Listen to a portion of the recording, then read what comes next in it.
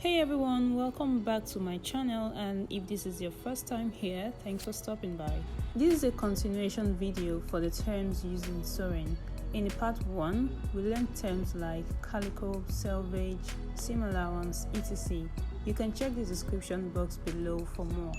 Now let's get on with the part 2. Back stitching.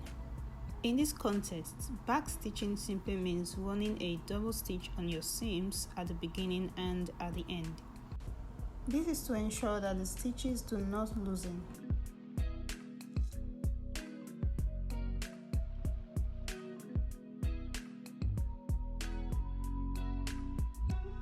Now let's go again.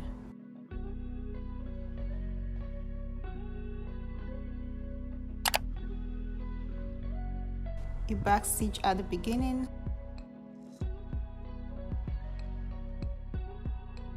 and you back stitch again at the end.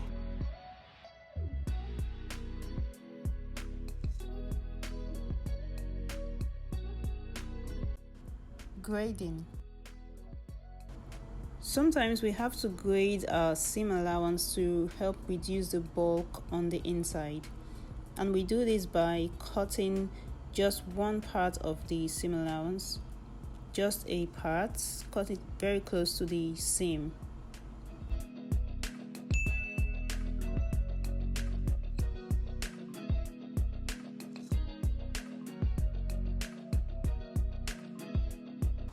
Now when we feel this from the right side, it will no longer feel as bulky as before.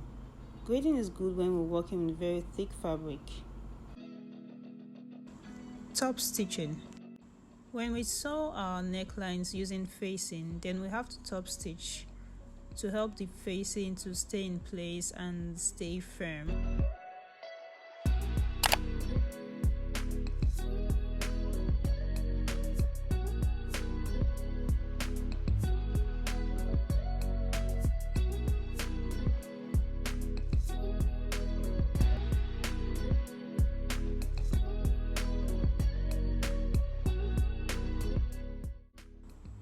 Darts.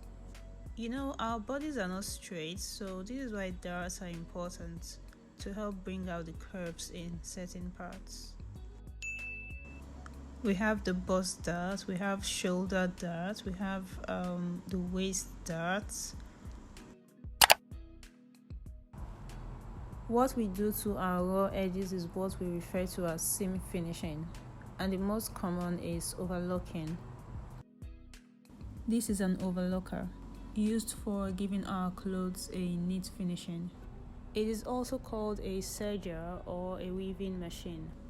Whenever we work on curves like this, we have to do something we call clipping or notching. I also call it notching. That is cutting triangles on the seam before turning it to the right side to help it lay flat.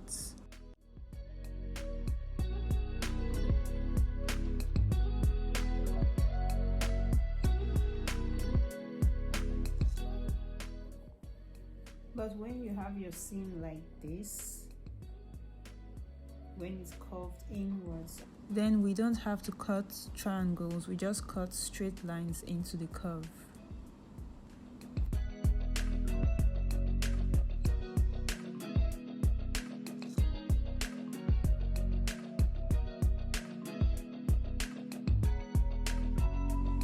And this is what it looks like after turning it.